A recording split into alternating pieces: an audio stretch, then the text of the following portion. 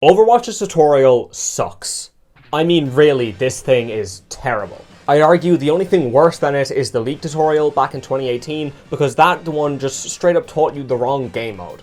When it comes to straight up learning the game, most Overwatch players take to one of two sources. The first being their friends. This happened to me just a few months ago, and it was partially the inspiration for this video.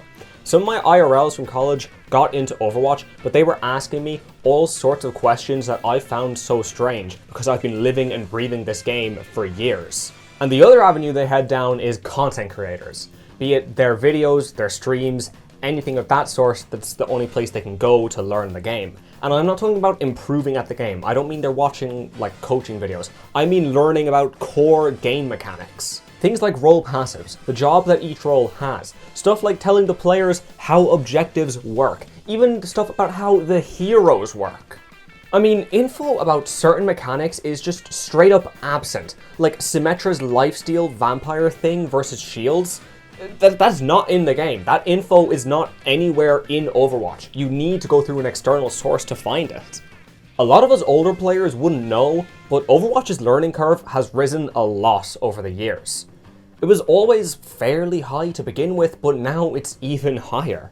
New players struggle, and partially because some of them don't watch, let's say, the most reliable content creators, we end up with things like silver players thinking that D.Va can't do anything to Pharah, or even worse things, like thinking that Mercy and Lucio is a good combo of supports. And this problem largely stems from the fact that they don't learn the game in an efficient manner. So to get into it some more, let's open the Overwatch tutorial and see what we're working with. And to start off, yeah, this part's pretty fine. Teaching players controls, WASD, look around with the mouse. I mean, look, most will know it, but sure, no harm. This next part though, well, this is where stuff gets a little bit iffy. We get told stuff about how guns work, how to melee, how to use abilities, all sorts of bits like that, and that's grand and all, but it just takes way too long for how much information we're being given. Like, just get out of it, Athena. If anyone has played a Call of Duty game before, then this Soldier 76 specific tutorial is going to be one of the most boring things they've ever had to sit through. And it's even worse because you don't learn about mechanics such as switching heroes. There's also the fact that certain parts of the tutorial are just kind of broken. Like, I sent my rockets at this wall thing that Athena brought up because I was just bored and waiting for stuff to unlock, and then next thing I know, the things I was supposed to be breaking, the targets I was supposed to be destroying, were already destroyed. The wall thing lets the splash damage go through. There's no point to it. Like, imagine being a new player and seeing that happen. You wouldn't have known why those things are destroyed. But now, at the very end of the tutorial, we get told about how objectives work. So let's see how they do.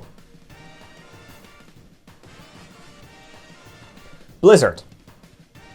Blizzard, you only have one game mode that has a capture point like this, and even then, it does not capture like this whatsoever, and isn't even the main point of the game mode. What is this? So that's terrible, but how do we fix it? Well, first, let's see what issues this thing had. The biggest one, way too slow for the amount of information given. Like, you essentially said, here's your controls, here's your abilities, they got cooldowns and ultimates exist. Also, cap the points that you won't find in any game mode. Next, one of the biggest mechanics in the game. I'm talking one of the primary selling points. The multitude of heroes available. The fact that you can swap between them mid-game is not even mentioned. It's not even teased as possible. It doesn't even mention anything about roles. You were just thrown onto John Call of Duty and then thrown off to the wolves. This isn't really an issue with the tutorial, but for some reason the tip icons that came into my screen in the tutorial were really low resolution, and I've got no idea why. And objectives. Oh my god, objectives. So the point we're thrown onto, not only does it not exist outside of control maps, this thing is the speed of an actual, like, hybrid control point capture, but it's not even proper. I don't fucking get it. Not to mention how there's no explanation of things like game modes and how they work at all to begin with. And our issues extend outside of just the tutorial. I mean, there's plenty of minor details as well. Stuff like the role passives not being mentioned until you hit F1 mid-match. Ult charge being converted when switching isn't even given as a concrete number anywhere. In fact, concrete numbers aren't given to us anywhere at all. Nothing about damage, nothing about healing, nothing about miscellaneous things like speed boosts or damage reductions. I mean, even armor, one of the most core aspects of the game. Like, it's literally there all the time. It's their health bar, yet it's never explained to you. You need to go to another source if you want to find out what it actually does. Oh, and the final issue with this, it makes no sense for Tracer and Athena to be training Soldier 76 lore-wise, but that doesn't matter here, lads. So what's the fix for all this? First, we're revamping the tutorial, but we'll go into that in a moment. Right now, I want to fix some of the smaller issues that we have. The first being information. This is the ability screen for Symmetra. It's great at giving bite-sized, easily digestible information, and I have to respect the current ability screen for that, but at the same time, some more information would do us no harm. Let's upgrade to, say, something like this. A toggle to display detailed versus short versions of the abilities, with details obviously giving us more details. And I will say, I'm sorry that it doesn't look that good, graphic design isn't my passion. Giving people numbers is just easier than having us calculate how much damage something does based off of the blocks missing on a training bot's health bar. And as for issues with overhealth, shields, and armor, I think we can just have that come as a tip pop-up if there's ever a character, or even just have it show up on a separate screen by prompting you to click on a detail that says overhealth in the ability screen. Just anything in the game that tells you how this stuff works. There's one more fix I have, but it's involved within the tutorial revamp. And speaking of, let's rework this thing. Alright, so we know the problems that we have to fix, but how are we going to go about it?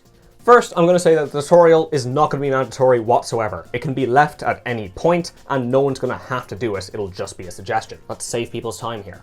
And I will say, the very beginning bit about controls, WASD, mouse, all that, look, that can stay. There's no harm in that. But the rest of it, we're going to be revamping. And first things first, we're moving locations. I'm going to have the tutorial take place in the training range. I've got a couple reasons for this. One being, it was the easiest way for me to recreate it for this video, but the real reason is because getting players familiar with the training range in a tutorial will make it a lot easier for them to test out anything they want to later on. My main plan is to introduce them to the characters in steps, but a lot faster than it's done in the actual tutorial. And my first big change is that we're actually having 4 characters in this tutorial. 1 tank, 2 DPS, and 1 support. And I have a whole host of reasons for doing this, so let's go through them all. First, I want players to know that they can actually swap heroes, and learning the game on people other than John Call of Duty is going to be a lot more efficient. And as for the characters that I'm going to have them play, well, I was thinking Soldier, Pharah, Reinhardt, and Mercy. I went with Soldier for the FPS players. If you've played literally any FPS game, not even Call of Duty like I've made a joke about several times already, you're going to know how to apply yourself immediately, and it's going to be handy for you to learn just a little bit quicker. I also decided to include Pharah because the DPS roster is large and we needed someone a little bit easier for people to actually pick up, but also someone different from Soldier. We need to show the variety that the DPS cast has. So there's our 2 DPS. Fairly low skill floor characters with some decently high skill ceilings. And they also, the most critical thing, they don't have any glaring design issues that would cause bad habits and make them unable to learn other characters as efficiently as they could. And because I didn't explain, let me just do it here. When I say bad habits, it's different depending on the role, so let's take Junkrat as our example, since we were just talking about DPS. I love this guy to absolute bits, but if I learned Overwatch through him, my aim on every other character would have suffered, because aiming with Junkrat is just different than everyone else in the game, let alone every other DPS. There's also how he's very spam oriented, which isn't a good style to be learning, whether it's for 1, again, your aim, or 2, because you just end up incapable in certain situations. Say playing versus a sniper, or even just a team comp where spam doesn't cut it. And Junkrat players, calm down, I know he's also one of the hardest characters in the game and can do way more than just spamming, but we're talking about someone who would be after picking up Overwatch less than 10 minutes ago. But for tank and support, it wasn't as easy to make my pickings there. It was between Reinhardt and D.Va to me. New players tend to find Winston strange thanks to Primal, Ball and Doom are way too difficult for someone who's just picked up the game, Orisa, Mauga and Ramattra would all teach bad habits, and Sigma, Zarya and Queen are just a little bit too advanced for most new players, I feel, and I'm not having someone learn the tank role through Roadhog. I went with Rein over D.Va simply because he just screams tank more than she does, but also to show how tanks are typically shorter ranged in a bit of a more extreme example. And as for supports, I had about 4 main choices in mind when I was thinking of it. Mercy is the classic example, perfect for someone new to the FPS genre, like I was when I first played Overwatch, and I'm not joking, Overwatch 1 Season 7, Mercy was my most played character.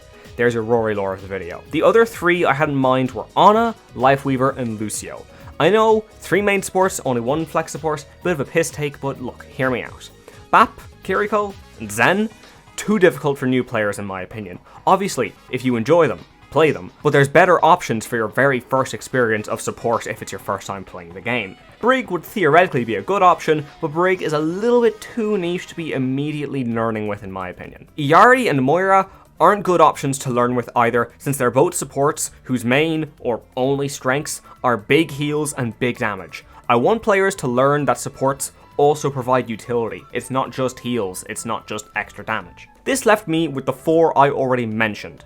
Ana got cut off because listen, some of my best friends play Ana, several of hundreds of hours on her, and after 5 years, I still have to stand still for some of them to heal me. Lucio and Weaver were options here, and I was really considering them, but Grip for Weaver at the very least, that on an inexperienced player, lads, that's going to be a mistake.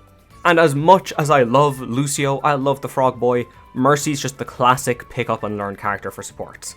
And again, this is just for the tutorial. If someone really likes Iari when they first see her and they give her a try in the training range, just go play them, who cares? And the reason I laid out that full tutorial roster is because combined, they all teach at least what I consider the bare basics. For example, in the real tutorial, you're on Soldier. You know nothing about the existence of passives, role or hero variants, doesn't matter which.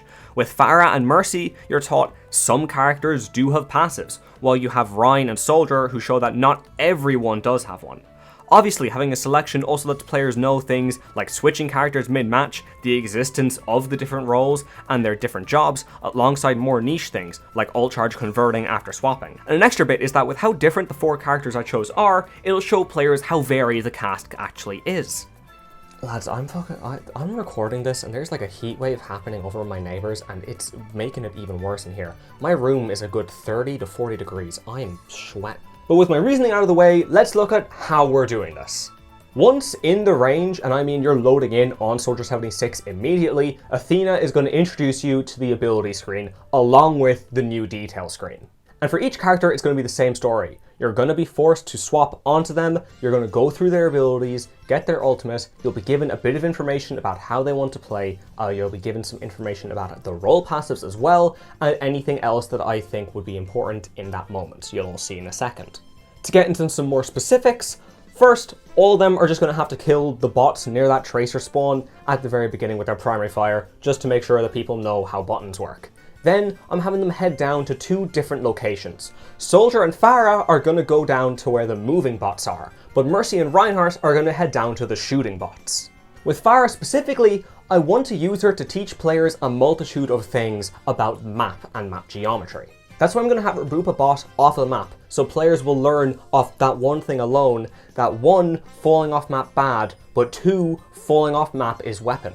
In the Soldier segment, that's where I'm going to have players learn about ultimates. They're going to learn that you can get it from healing allies or damaging enemies, and along with the fact, you're going to learn that when you swap to a new character, your ult charge will get converted up to a max of 15%. Oh yeah, and we're also going to be using the Soldier segment to teach you that, yeah, you can swap heroes as well, lads. After being shown all the abilities of the 4 characters, they're going to be asked to return to the spawn room again, where a few things have changed. First, all the characters are going to be unlocked, so they're going to be able to try out anyone they wish to in the training range. That offer will be available to them. And this is where my new addition to the spawn room actually comes in. You know all those segments that I've been talking about, that there's going to be kind of a mini tutorial for each character you go through. You get one for Soldier, you get one for Pharah, Ryan, Mercy, blah blah blah. You get told all of that by Athena, whatever, telling you how they work. Well, I want that for every character. There's just going to be a little terminal in spawn that you can walk up to, hit interact on, and depending on the character you're playing, you'll be given a voiceover by Athena telling you how they work.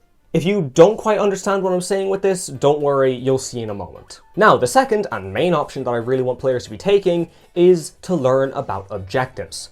I'm going to just add in a little yoke to the training range that will force them to move on to the next segment, which is learning how objectives actually work. They're going to be dropped into a game of King's Row. They're going to have to run up to the point, capture it, and then push the payload a little. I'm not having them push through it all the way, I'm just trying to show them how stuff works. Stuff like how ticks work will be explained to you, the fact that payloads get unlocked on hybrid maps, and after that's been shown, I'm going to show them stuff like push maps, straight up payload maps, flashpoint, and control. And upon the mention of control, that's when we're dropping them into an AI match where they can try out everything they want to themselves. Not only will it let them see how the match with objectives would actually play out, it also lets them try any character that they wish to after they just received that tutorial. If they were vibing on Pharah, they can go into Pharah immediately. If it was Mercy they were having a good time with, then they know what to do. Mercy, easy, let's swap ahead, do whatever they want with that.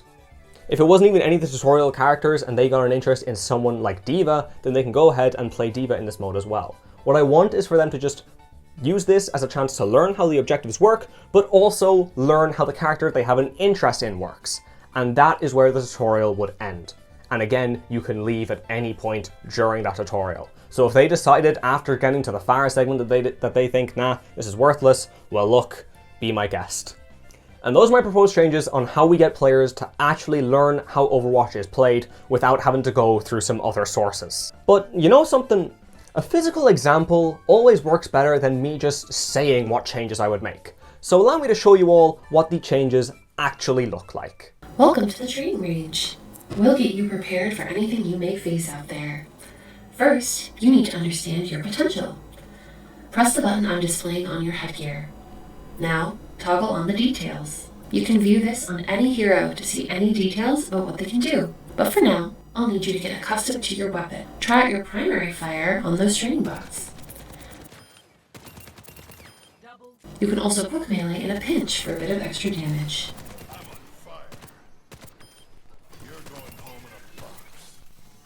All heroes have abilities. We'll start with Sprint. Use it to reach this location.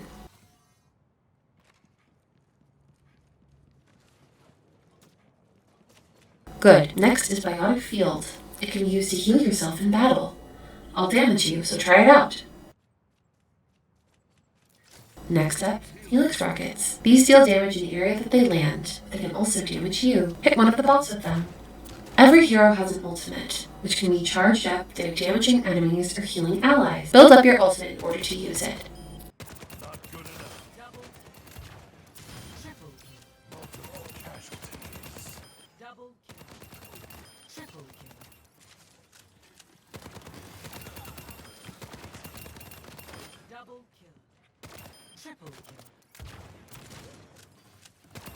Soldier 76's ultimate allows his bullets to never miss. Try it.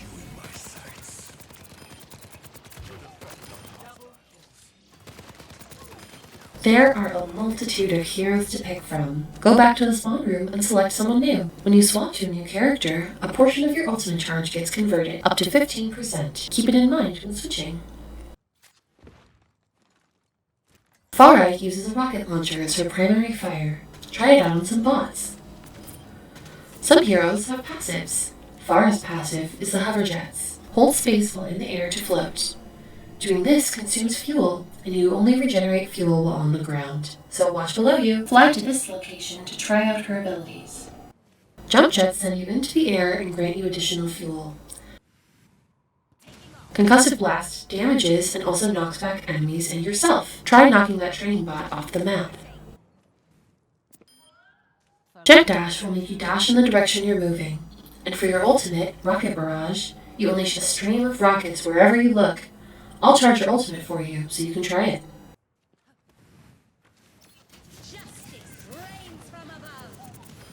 Return to spawn again. There are 3 roles that heroes are placed in: tank, damage, and support. Standard matches will have 1 tank, 2 damage heroes, and 2 supports. Each role has a passive as well.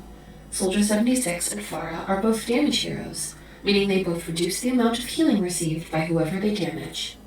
Let's try out a tank hero next. Tanks take reduced damage from headshots and are also resistant to knockback. Reinhardt is a frontliner who wants to brawl.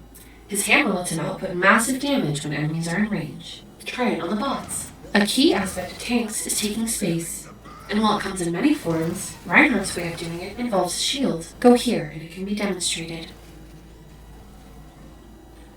Reinhardt has a shield that blocks incoming projectiles. Use your secondary fire to shield those ally bots from enemy fire. When faced with enemies at range, or enemies hiding behind their own shield, use Fire Strike to keep the pressure up. Try it out on that tank bot.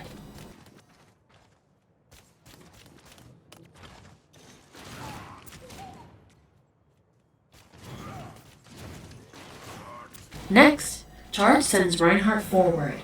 You can slightly veer the direction where you go in, but you have less control than normal.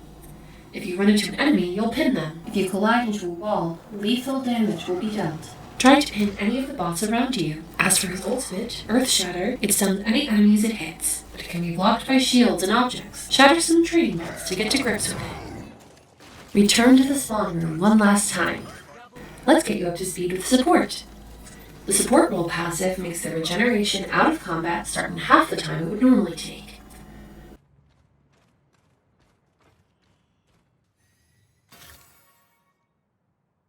Mercy has two weapons, her Caduceus Staff and her Caduceus Blaster. While she primarily wants to use her staff to support her team, always be ready to pull out the blaster for self-defense. Shoot down some bots to get used to it. Move down to this area to test her staff.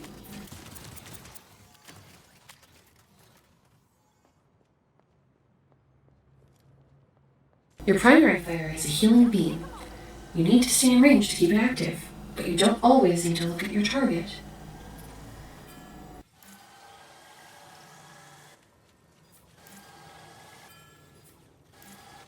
Come to this ally attack bot. Use your secondary fire, damage boost, to increase its damage output. You want to maintain a good balance between boosting and healing. The amount you'll have to do is different each match. Resurrect can be used on allies who have fallen in battle. Try it on the souls of those bots.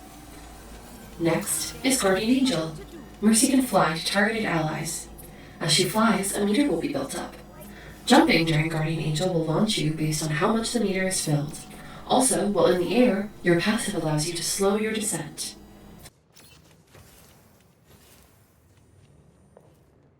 Finally, your ultimate, Valkyrie, grants you full flight, increases your healing, and makes your beam reach multiple targets and grants you infinite ammo. Use it to see how she controls. Heroes never die.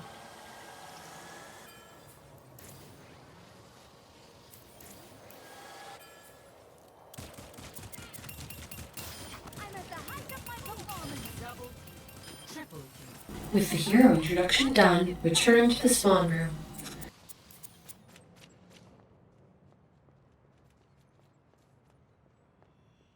If you wish to give more heroes a trial, swap to them now. If you want an explanation of their kits, come to this terminal and interact with me. But if you want to move on, interact with this terminal so that we can run some simulations.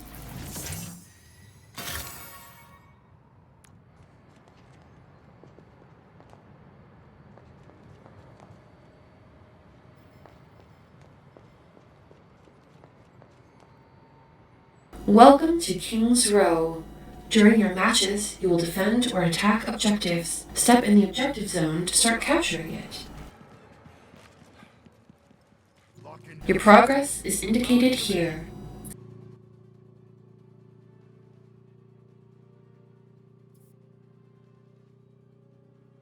Each tick will be permanent until an objective is captured.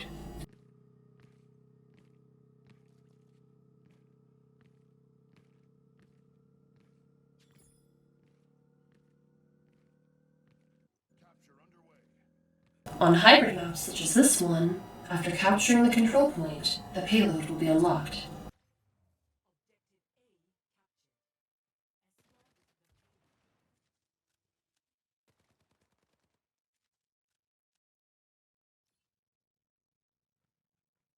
Other maps are exclusively payload, others have a push robot, and some have you fight for control over an objective. Let's simulate a control point match.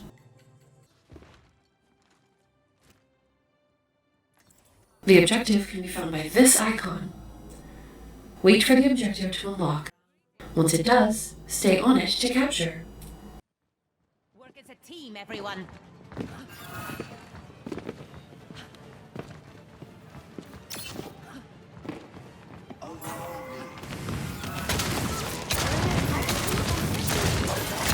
That's 3 in a row.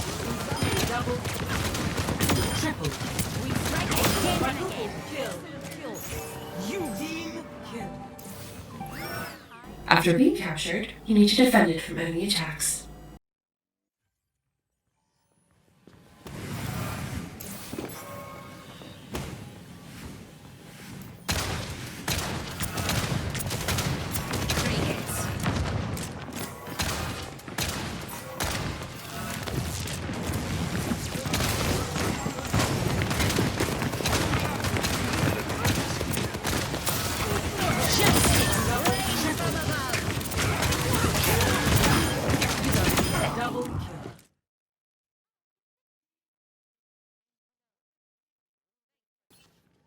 If an enemy steps on an objective within the final 3 seconds of the game, overtime will be triggered.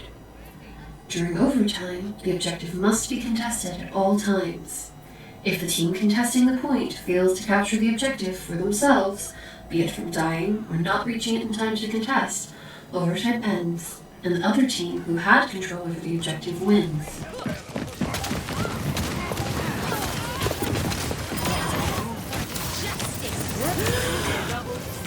And that concludes training. Good luck, hero. And before I say anything else, Cammy, thank you for being my scuffed Athena voiceover thing for this. It was a really big help.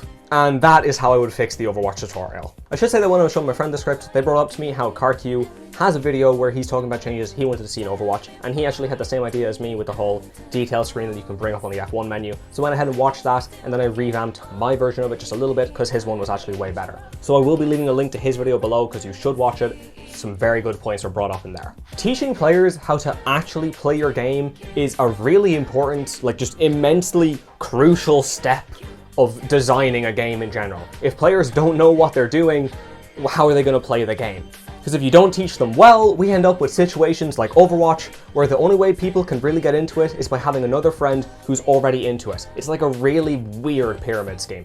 But that's how I would do it anyway. If you have any suggestions as to what you would add in, something you think doesn't work as well, anything like that at all, let me know below. I want to see what you would do as well. But now, for a bit of self-promotion, I've got a Twitch, Twitter, Discord, all that in the description. And I'm actually live as this video goes live, so if you want to come stop by, well look, you know where to go. But for now, if you're still here, go on. Drop a like, a sub, all that YouTube stuff, and I'll talk to you next time, lads. If the contesting enemy steps on an objective within the final 3 seconds of the game, overtime will be triggered. Return to the spawn room one last time. Oh. The boss was gone.